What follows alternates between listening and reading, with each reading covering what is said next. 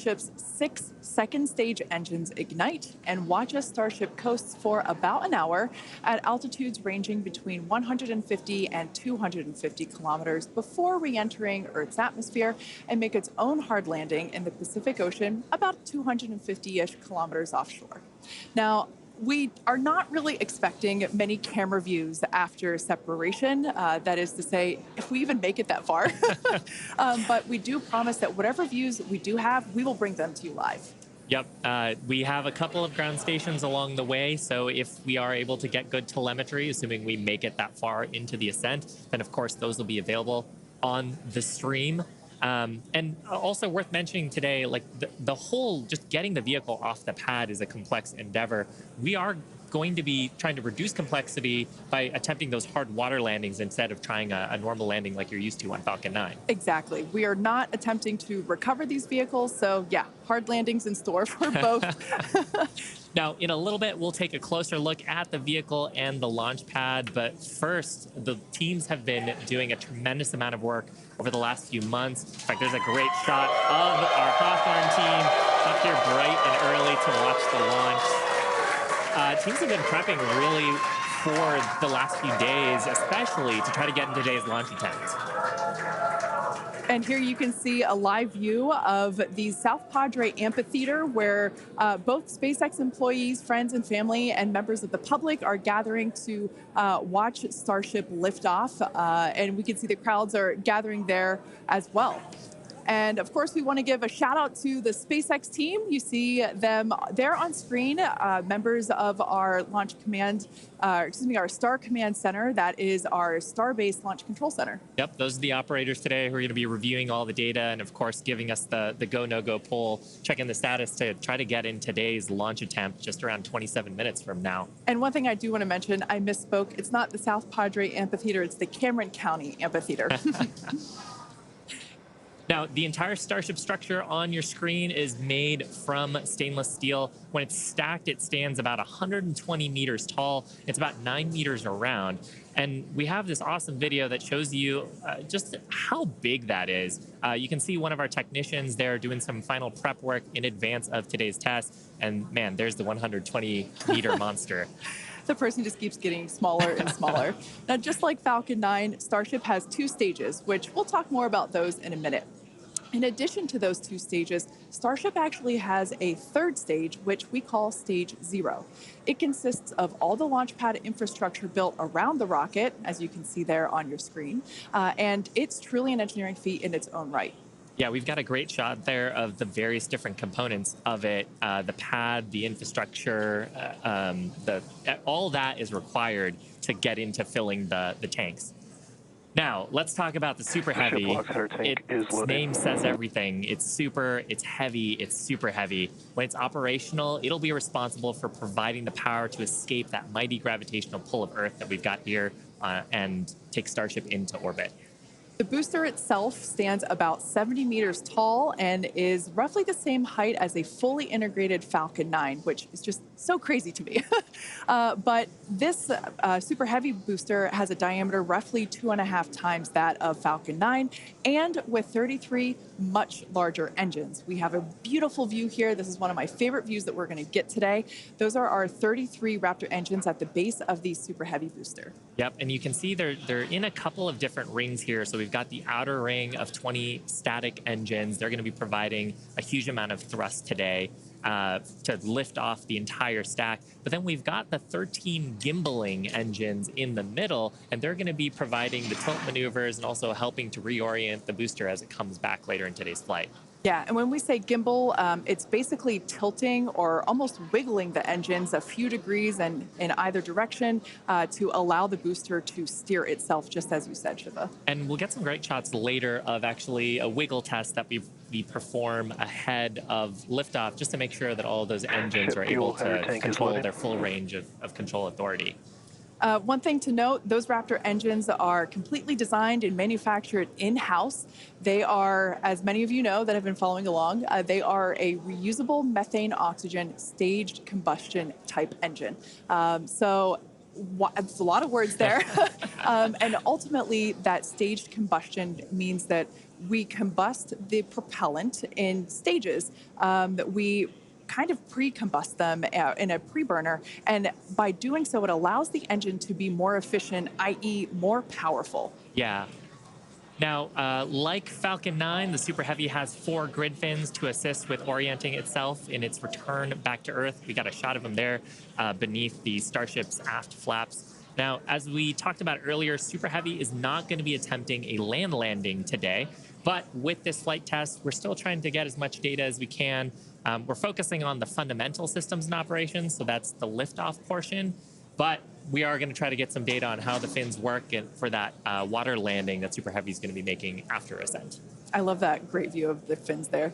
Now, Starship, or the spacecraft, is the second stage, and it makes up the top portion of the vehicle. It's designed for carrying passengers and cargo to Earth orbit and beyond. It stands about 50 meters tall, which is a little taller than the Statue of Liberty. It's comprised of 6 Raptor engines, 3 sea level and 3 vacuum engines, which are optimized to operate in the vacuum of space. And they provide a maximum of 258,000 tons of thrust in vacuum. Spacecraft is also outfitted with 4 flaps to help aerodynamically control the vehicle's attitude, which you can see those 2 forward flaps there on your screen now. So they help control the vehicle's attitude during atmospheric flight and enable precise landing at the intended location. Now, one thing we got to mention, the heat shields. They are iconic. Starship is wrapped in a heat shield, which is composed of 18,000 hexagonal ceramic tiles designed to insulate the vehicle during that atmospheric entry. And that's really important because the temperatures can be as high as 2,600 degrees Fahrenheit. The hex-shaped tiles, like the ones that Shiva and I have, roughly make up about 2/3 of the vehicle. We can see that we have some different shapes. Mine is slightly curved. As you can imagine, it sits on the curved portions of the Starship vehicle. Now, the one that I've got is a hexagonal tile that's more flat, and it's really used for the flatter structures on the vehicle. And we need a heat shield because when you're coming back in from re-entry, we're going supersonic, we're compressing all the air ahead of us. That ends up causing a lot of heating along the surface, and without a heat shield, that would go straight into the structure. Yeah, one thing that's amazing to me, especially when I first picked up one of these heat shield tiles, is that they're so light. They almost feel like they're made out of foam. They're that light, and they kind of sound like it too. And one thing that we do want to mention, in order to reject the maximum amount of heat during that entry, like Shiva was just saying, they're black, and that's because black helps reject that heat that is building up on the exterior of the heat shield. Now, Starship is designed for vertical takeoff and landing as opposed to taking off and landing like an airplane. And that's because that's really important because we don't have runways on the moon or Mars. Fortunately, at those destinations, the gravity is not as high as it is here on Earth. On Mars, the gravity is just 1/3 of what it is here on Earth, and on the moon, it's just 1/6. So in both of those cases, Starship, with just its engines, can take off without needing the Super Heavy booster like we do need here on planet Earth. Now, for today's test, Starship does not have its landing legs attached because, like we said before, it won't be returning anywhere. Starship is expected to make a very hard ocean landing, which, if we even make it that far and manage to get any views, it will certainly make for a very exciting end to today's test. At this point in time, we are 20 minutes or just over 20 minutes from liftoff. Let's check in with John Innsbrucker for a status update. Hey, John, how's it looking? Thanks, Kate. I'm John Innsbrucker, Principal Integration Engineer here at SpaceX. We're currently loading propellant from the ground system into both the first and second stages. Now, both vehicles use the same 2 propellants. That commonality helps build the reliability. And the fuel today is liquid methane, and that's at a temperature of just over 100 kelvins. That's about minus 272 degrees below zero on the Fahrenheit scale. Now, liquid methane is a different fuel from Falcon 9. That booster uses RP1 kerosene. However, our oxidizer is liquid oxygen, and that's the same as Falcon 9. Because there is no oxygen in space to support combustion, we have to bring our own. Now, leading up to where we are right now, we had a go-no-go poll. That was conducted just after T-minus 2 hours. And once the team gave their goes, we started loading propellants onto the booster at T-minus 1 hour and 39 minutes. At T-minus 1 hour and 22 minutes, we began propellant loading of the ship. The second stage you can see on your screen right there. Now, propellant loading of the Starship's second stage main tanks completed at about the T-minus 27-minute mark, at which time we then began loading the 2 header tanks in the nose of the second stage.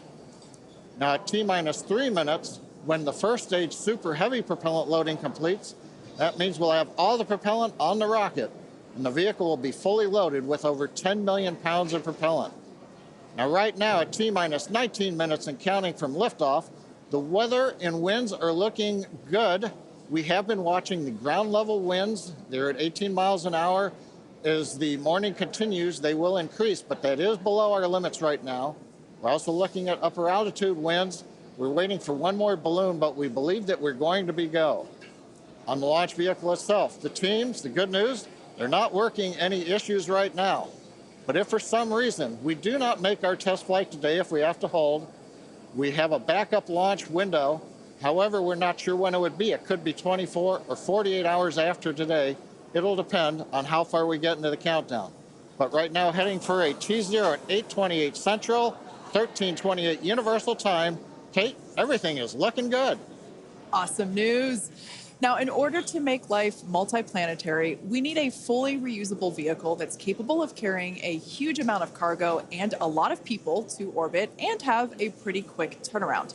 The idea is to effectively reuse launch vehicles just like airplanes. Yeah, imagine if you had to wait for a new airplane to be constructed every time you wanted to fly. You'd rarely go anywhere, and for most of us, it would be completely unaffordable.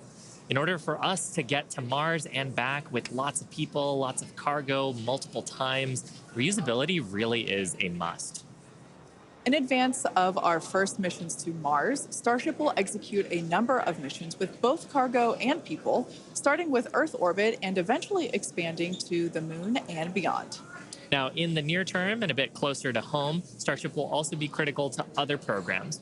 Once fully operational, it'll deliver the full-size and upgraded version of our Starlink satellites, and that's super exciting because our next-generation satellites represent a step forward in Starlink's capabilities and will allow us to connect millions of more people around the world with high-speed internet to watch launch webcasts. Such an exciting future ahead of us, but first, let's talk a little about how we got to where we are today. Now, Starship's testing ramped up in July of 2019 with our Starhopper prototype, sort of a short version of the Starship that we see today. There's a great photo of it. It was just over 18 meters tall. It had a single Raptor engine, and we had it to test fly and perform low-level altitude maneuvers and attempt landing. The initial test flight, or hop, reached about 20 meters in altitude. That was followed by the one that you've got on your screen here. This was our 150-meter altitude hop. We went up, took a little jaunt away, about 100 meters or so away from the launch pad, used that Raptor engine to fly and actually land. And actually, this hopper is actually down at Starbase now. Yeah, I love this shot. It's just so fun to see it fly.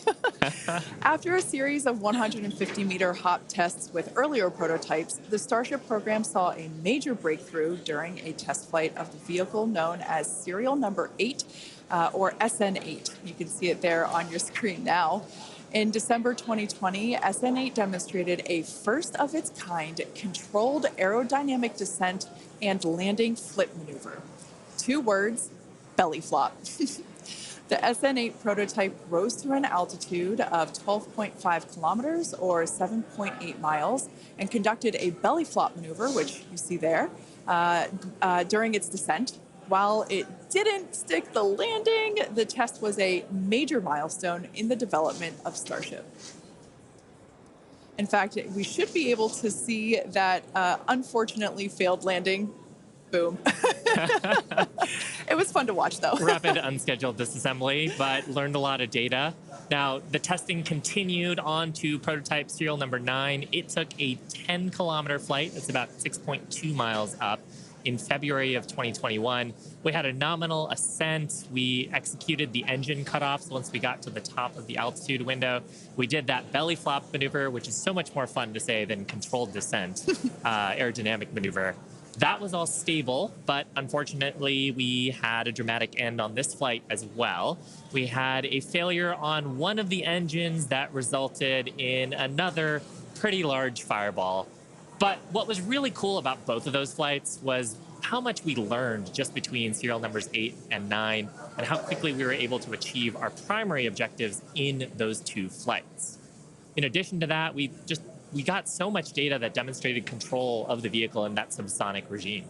Ultimately, we performed 9 Starship high-altitude test flights in total. And then, as you see on your screen there, in May of 2021, SN-15 launched from Starbase, reached an altitude of about 10 kilometers, performed a number of maneuvers, and safely returned to the launch site. This was the first Starship prototype to fly, control its descent, safely land, and be recovered in one piece. And people were cheering like crazy I was after one of that them. test flight. Now, having achieved those successes in our suborbital campaign, one of the next big challenges is for the upper stage when it comes to reusability and surviving the hypersonic, really high heating phase of entry. Combined with the later ability to refill Starship's tank with propellants, the fuel and oxygen, while we're on orbit, that will enable us to have a fully reusable transportation system that's designed to carry both crew and cargo on long duration missions, interplanetary flights, and will help humanity get to the moon, travel to Mars, and beyond in our solar system. This is all just basically our path of progress, basically an iteration on each vehicle. And that iterative process is a core part of how we work here at SpaceX. We like to test early and often, publicly as well in our case, and that's both for hardware and software. And while it doesn't always go as expected, we learn so much from it, and it informs our next attempt. Yeah, we learn a lot from actually putting the vehicle through flight-like tests. Even the test on Monday gave us an opportunity to learn more about the vehicle into today's launch attempt, and so far things are looking really good. Now, we are continuing into our countdown. We're about T-minus 12 minutes to go. I think it's a perfect time for another check-in with John Innsbrucker. How's it going, John? Well, Shiva, the good news is that the nets are quiet. The teams are currently working no significant launch vehicle issues. You can see the T clock there on your screen, T-minus 12 minutes, 10 seconds, and counting. Propellant loading is continuing on both the Super Heavy and the ship stages. You can see the graphic on the left-hand side of the screen. Most recently, we began loading liquid oxygen and liquid methane fuel into the header tanks on Starship. Those are 2 small tanks just underneath the nose of the second stage. Now that started at T-minus 27 minutes. That'll be wrapping up at about that will be wrapping up about T-minus 9 minutes. Now the Starship second stage main fuel and LOX tanks are loaded for flight right now. The Super Heavy first stage booster propellant loading is continuing, and that'll go till about T-minus 3 minutes. We're underway with engine chill as we get ready for T0, and we're also configuring the launch pad for liftoff. The booster hold downs have been unlatched. They'll be ready to retract at liftoff, and the second stage quick disconnect is beginning its configuration for release. The methane and liquid oxygen propellants currently going to the second stage go through that quick disconnect. That's that arm that reaches out from the tower to the base of the second stage. The SpaceX team continues to check in with the Coast Guard. Good news is we've not heard any reports of boats in the safety perimeter as the launch vehicle heads out over the Gulf of Mexico. So right now, T-minus 10 minutes, 40 seconds, and counting. Everything continues to go well for an on-time launch. Now, today's test flight is taking place out of our Starbase facility in South Texas, and that test site has gone through a huge amount of development over the last couple of years.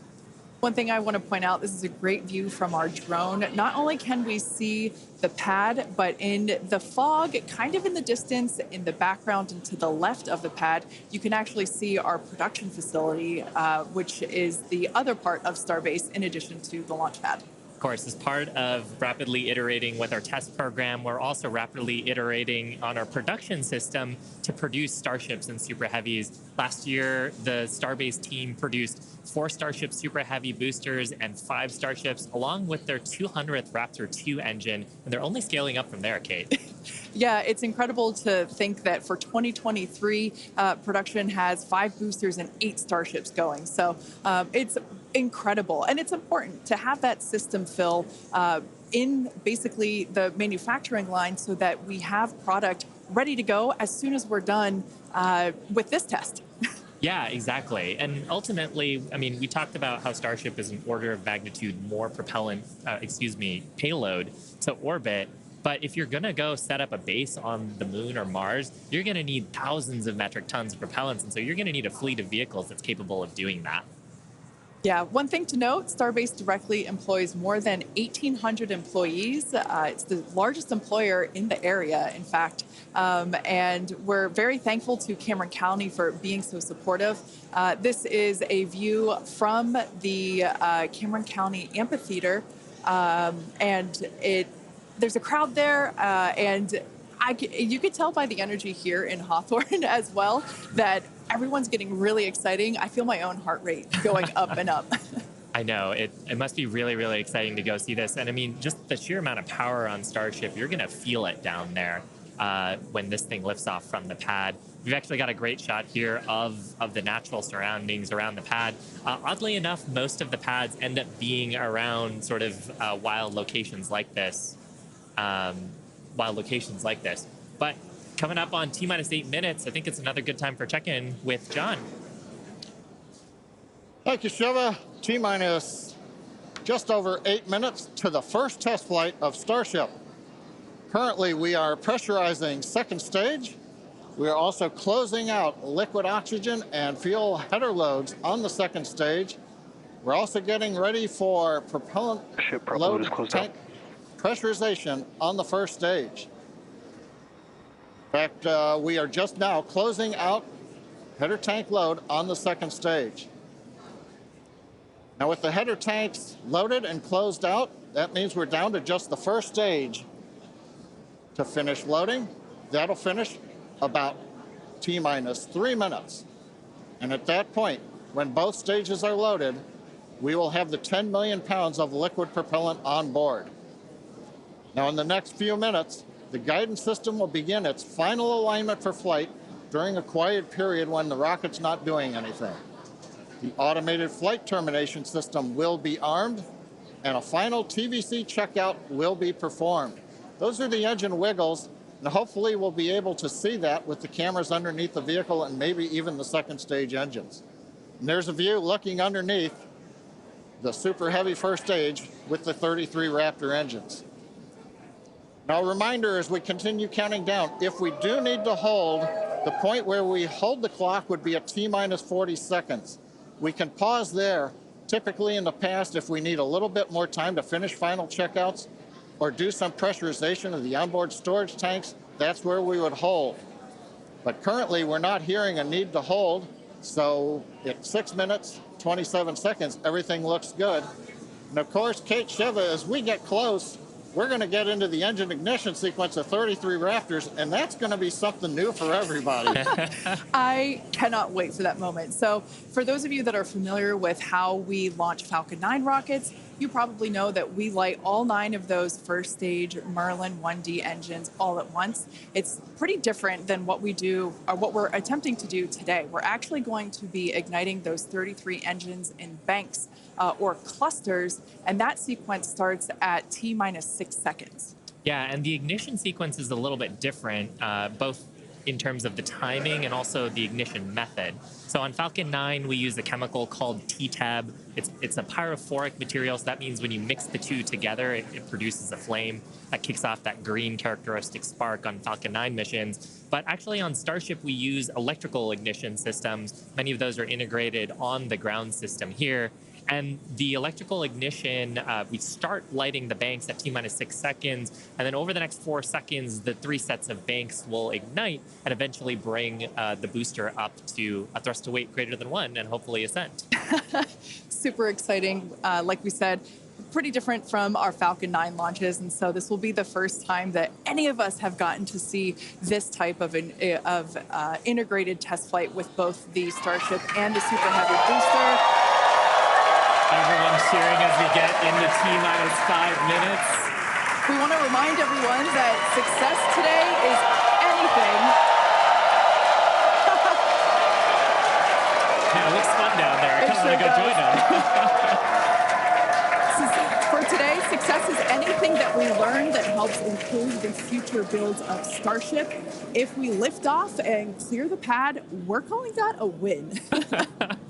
A great shot of the pad there. A great shot of the quick disconnect on the second stage.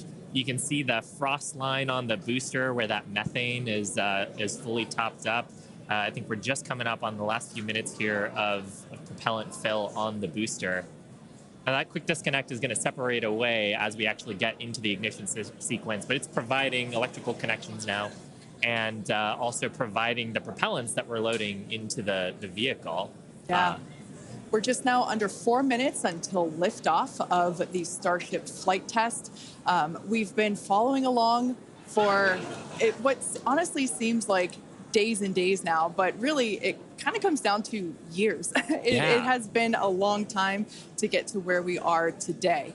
Now, fast forwarding a little bit, we have the opportunity to hold, if necessary, at 40 seconds, and we are able to hold there for about 15 minutes or up to 15 minutes and still be able to lift off. Yeah, and that's a little bit different from Falcon for the propellant sequence on Falcon that we don't have the opportunity to hold. So that's a cool new capability on Starship.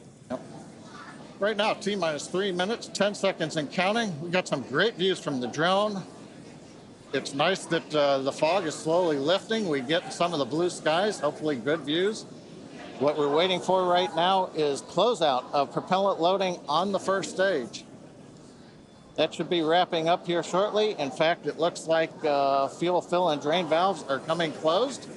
That means first stage is fully loaded, second stage fully loaded, and that 10 million pounds of propellant on board the Starship launch vehicle. I want to take a quick moment to say that the crowd energy here is electric. I feel like it's Falcon Heavy test demo all over again. And hopefully you'll hear us as we get into the plus count. But right now, next activity is coming up. The flight termination system arms at T-minus 2 minutes. Thrust vector control checkouts at T-minus 2 minutes. And then after that, major activity will be the T-minus 40-second gate. There's a view looking up at the 33 Raptor engines. There are 20 engines in a circle on the outside, and as Shiva said earlier, 13 engines on the center. Those are the ones that gimbal and steer the vehicle.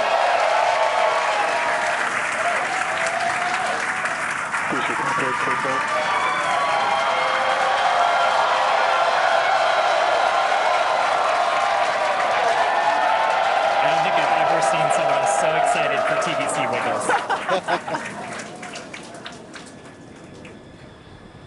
Love this view. These are the 33 Raptor engines at the base of the super heavy booster.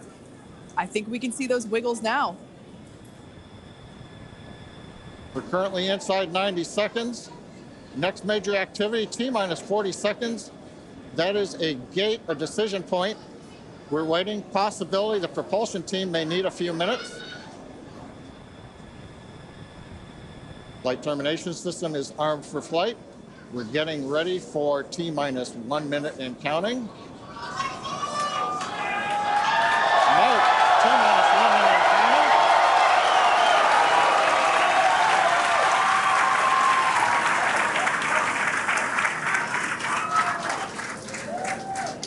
Next, we'll see as we get past T-minus 40 seconds for final checks of the vehicle.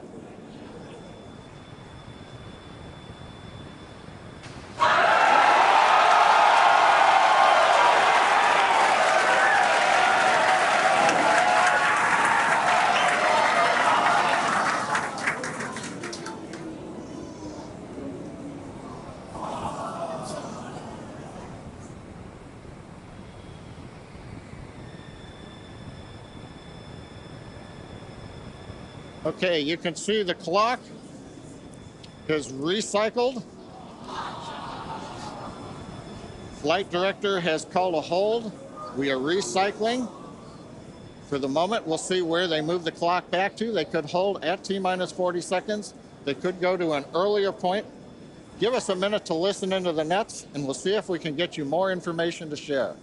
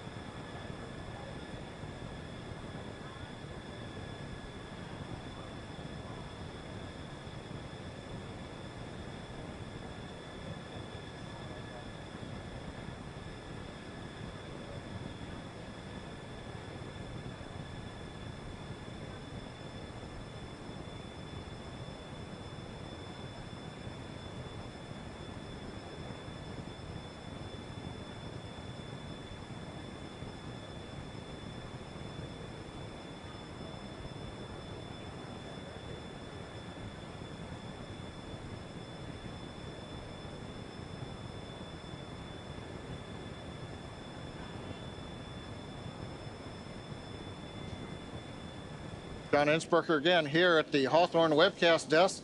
We're holding a T-minus 40 seconds.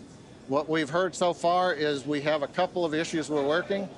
One is the booster tank pressurization. Final pressurization was just a little bit long. That's not unusual. We've held at T-minus 40 seconds before to pressurize. That appears to have been resolved. At the same time on the second stage, they're working some final purging. We should know very shortly if that is cleared and if we'll continue the countdown. Everyone, especially that person, is excited to keep going. Like John said, we should know shortly if we are able to continue. But as we mentioned before, we are able to hold up to 15 minutes and still be able to lift off today.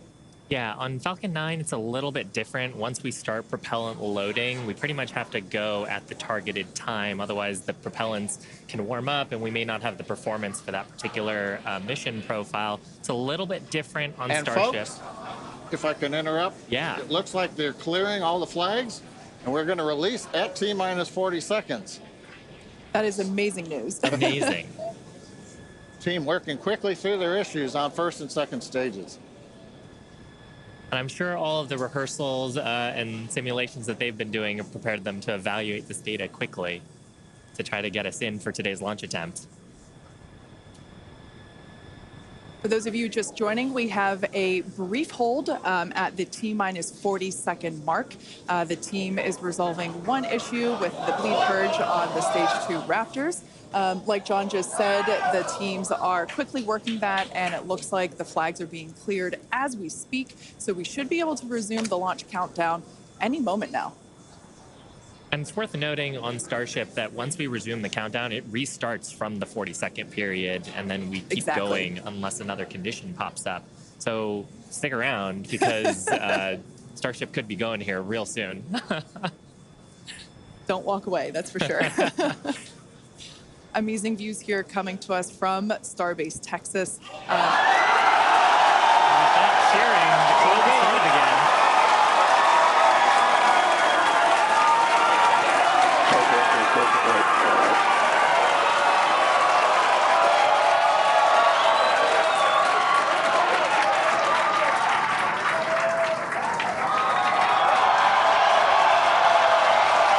T-minus 15 seconds. 10, 9, 8, 7, 6, 5, 3,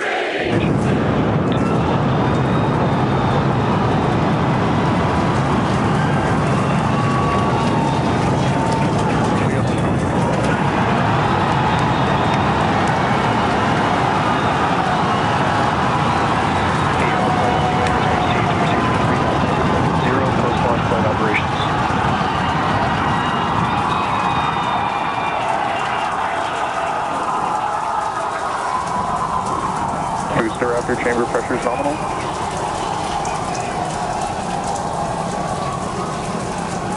T+33 seconds into the test flight of the inaugural Starship vehicle.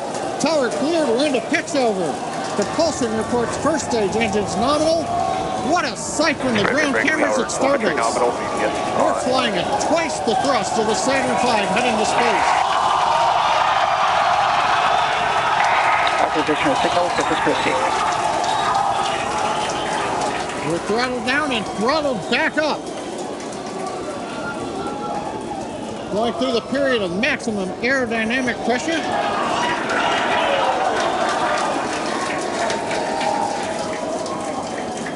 As the velocity increases, the density of the atmosphere is decreasing. Max Q. Lessening stress on the vehicle. The call out, max Q now.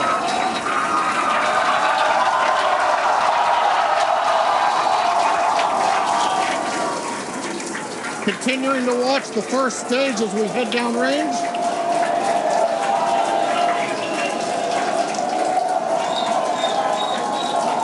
A 100 seconds into flight. Our next major activity is going to be shutdown of the first stage. Houston tracking station now acquiring the vehicle. With shutdown, we will get separation of Starship from Super Heavy and ignition of the Starship engines. When Starship separates, we light up 6 engines in a staggered sequence. And if all goes well, those 6 engines will burn for almost 6.5 minutes. Onboard view from Starship. And there's views of the Raptor engines on the second stage as we prepare for stage separation. Now, after stage separation, the first stage will flip and begin a boost back maneuver for landing in the Gulf.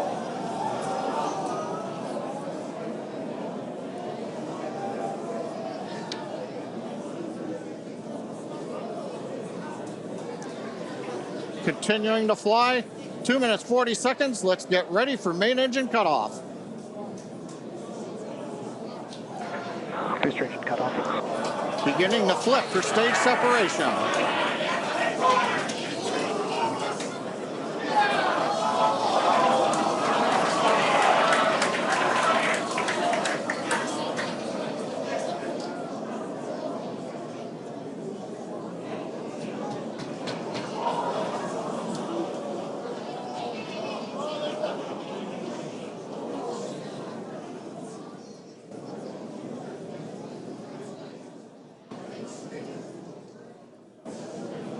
As of right now, we are awaiting stage separation,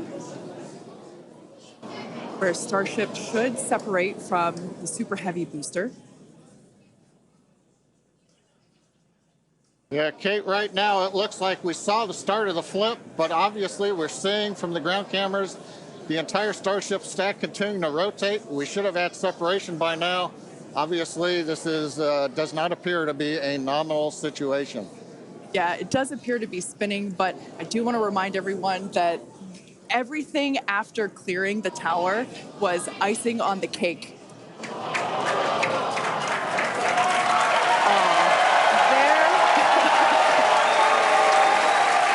there, as you saw, as we promised, an exciting end to the Starship inaugural integrated test flight.